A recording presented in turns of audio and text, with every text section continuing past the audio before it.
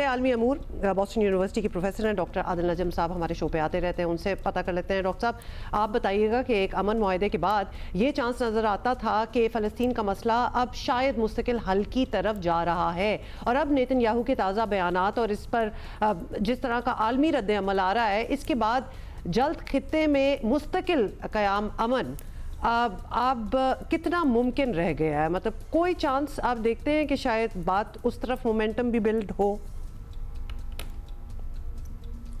मेरी गुजारिश ये है कि अमन मुआहिदा तो कोई था ही नहीं। अगर ये हम वो टूटे फूटे वो जो सीज फायर था उसको अमन मुआहिदा कह रहे हैं, तो उससे फलस्तीनियों की जिंदगी में तो कोई अमन नहीं आया ना सीरिया में आया, ना लबनान में आया, ना ईरान में आया, ना रीजन में आया, और खुसूसन फलस्तीनी बच्चे के लिए तो अमन नहीं आया। वो तो एक इम्पोजिशन थी ताकत की, जो फलस्तीनियों पे जो जुल्म ढाए गए नेतन्याहू की तरफ से, जो गोले बरसाए गए और उसके बाद बाइडन के व्हाइट हाउस से मिलके एक तरह से इम्पोज कर दिया गया।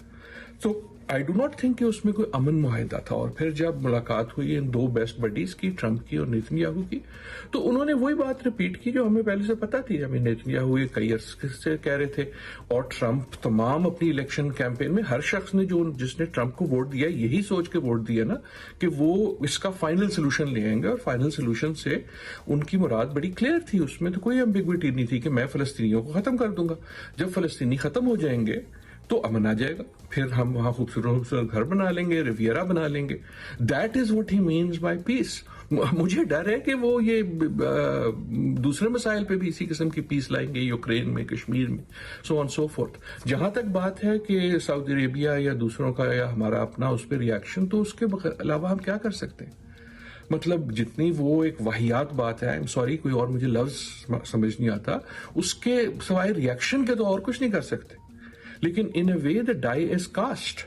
What I mean by that is कि ट्रंप की उस मुलाकात की वजह से अगर कोई फर्क पड़ा है, तो सरप्राइज ये नहीं है कि बात क्या थी, सरप्राइज सिर्फ ये है कि अब पूरी खुली छुट्टी मिल गई है नेतन्याहू के जो वो पहले छुप छुपा के बात करते थे, अब वो खुल खुला के। अच्छा, ट्रेजेडी है। डॉक्टर साहब, अब इजराइल की जानिब से ऐसे बयानात सदर ट्रंप के बयानात के बाद से ही आपको पता है ज़रा ज़्यादा शुरू हो गए। फिर अमेरिका इजराइल को सपोर्ट करना चाहेगा ही, लेकिन एट द सेम टाइम क्या सऊदी अरब से ताल्लुकात बिगाड़ने की कीमत पर अमेरिका इजराइल को इसी तरह से सपोर्ट करना चाहेगा, या ये बैलेंस रखना इनके लिए मुमकिन हो पाएगा? मुझे इजाजत दीजिएगा, इसमें दोनों जो आपकी बातें हैं उससे मुझे थोड़ा सा इख्तलाफ है, या मेरा नजरिया फर्क है। पहली बात तो ये कि इसमें कोई ऐसा नहीं है कि पहले नेतन्याहू ऐसे नहीं करते। नेतन्याहू तो बड़े अरसे से यही कह रहे हैं, बिल्कुल खुल के कह रहे हैं। अब इसीलिए तो वो खिलखिलाए हुए थे जब ट्रंप साहब भी यही कहने शुरू कर दिया। ट्रंप साहब भी यही कह रहे थे, अपनी इलेक्शन कैंपेन में यही कह रहे थे। जब वो कहते थे पीस, तो उसका मतलब हर एक पे जाहिर था कि यार जब फलस्तीनी खत्म हो जाएंगे। तो ट्रंप साहब के साथी जो हैं, जो इस वक्त अमेरिका के सफीर होंगे या यूनाइटेड नेशंस में, वो भी यही कह रहे थे। इलॉन मस्क और उनके दोस्त भी यही कह रहे थे। इजराइल की कैबिनेट भी यही कह रही थी। तो इन अ वे जो हुआ है फर्क, वो ये नहीं है कि कोई नई बात आ गई है, फर्क सिर्फ ये हुआ है कि वो खुल के आ गई है।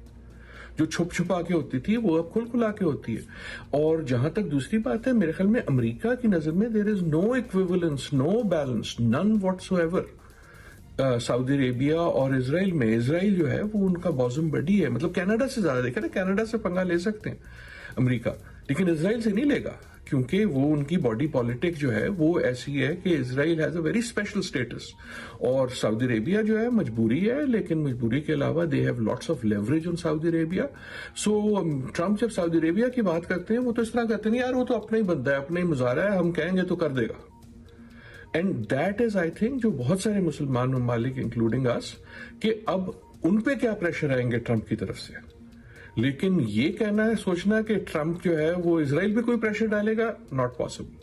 There is no balance, there is no equivalence, no desire for balance America में इजराइल और सऊदी अरेबिया, या इजराइल और बाकी मुसलमान या कोई भी और मुल्क। जितना लाडला इजराइल है अमेरिका के लिए, दुनिया का कोई और मुल्क ना है, ना हो सकता है। बहुत शुक्रिया doctor Adil Najam for being with us. लेकिन आगे आपको पता है ना कि मोदी इंडियन प्राइम मिनिस्टर, उनकी भी मुलाकात है ट्रंप से। अब हमें तो ये भी खदशा है कि वहाँ भी कोई ऐसी वैसी बात ना हो जाए।